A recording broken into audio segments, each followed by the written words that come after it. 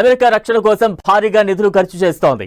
ఇరాన్తో యుద్ధం, ప్రపంచ భద్రతా బాధ్యతలతో ఈసారి భారీ బడ్జెట్ను రక్షణ శాఖకు పెట్టాలని నిర్ణయించింది ట్రంప్ సర్కార్.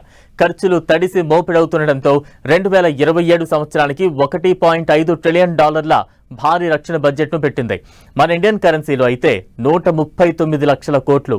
ఈ భారీ రక్షణ బడ్జెట్ను ఆమోదించాల్సిందిగా అమెరికా అధ్యక్షుడు ట్రంప్ చట్టసభ సభ్యులను కోరారు.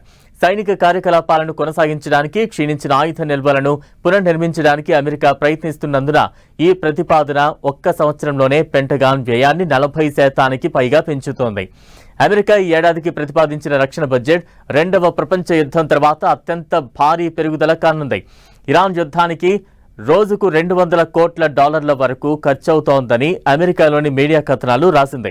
దీర్ఘకాలిక పునర్నిర్మాణం, పునఃసరఫరా ఖర్చులను పరిగణలోకి తీసుకోకముందే ఈ భారం ఎంత తీవ్రంగా ఉందో ఇది స్పష్టం చేస్తోంది. యుద్ధ సమయంలో సామాజిక కార్యక్రమాలకు నష్టం వాటిల్లినా సరే సైనిక పెట్టుబడికే ప్రాధాన్యత ఇవ్వాలని వాదిస్తున్నారట ట్రంప్. రక్షణ పెంపును అత్యవసరమైనదిగా గుర్తించాలని కోరుతున్నారట.